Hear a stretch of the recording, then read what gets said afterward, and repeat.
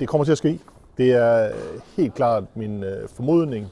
Det er mit håb, men jeg tror virkelig på det.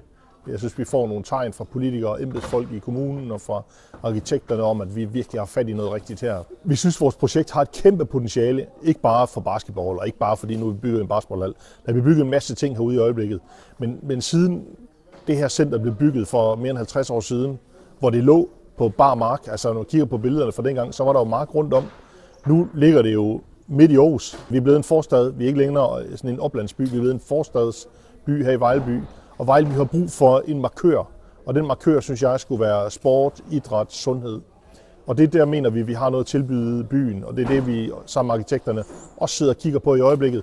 Hvordan kan vi være med til at påvirke udviklingen af hele området? Ikke bare for basketball, og slet ikke bare for Bakken-Bears, også for foreningsbasketball, også for resten af de mennesker, der er herude i Vejleby Skov Idrætscenter. Det er jo sådan, at hvis det lykkes at få bygget en basketballfacilitet, så vil det kunne frigive en masse plads som i de eksisterende haller, som kan bruges af andre. Og derfor giver det rigtig god mening at få bygget en hal til basketball.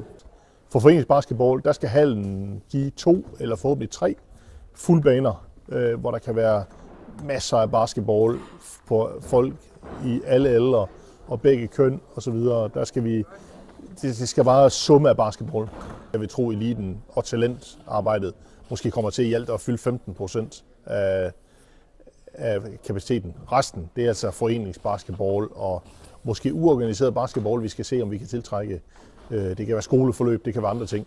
Så vi bygger bestemt ikke kun til eliten, vi bygger også til eliten, men kapacitetsmæssigt bliver det rigtig meget foreningsbasketball, der kommer til at fylde. For Bears skal hallen selvfølgelig være en hjemmebane i alle kampe, uanset om vi kvalificeres til Basketball Champions League, eller spiller FIBA Europe Cup, eller spiller Basket Liga.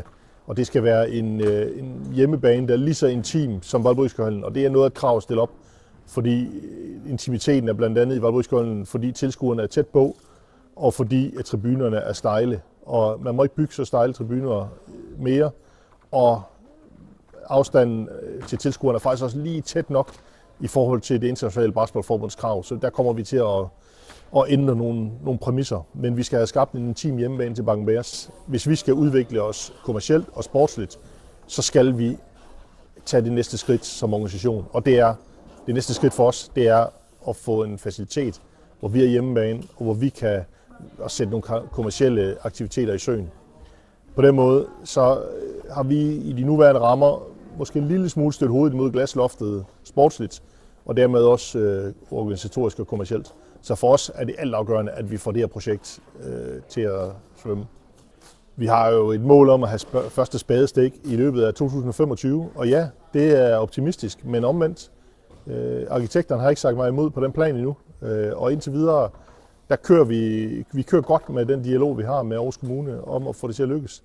Og hvis vi kan have første spadestik i 25, jamen, så åbner hallen vel senest i sommeren 27.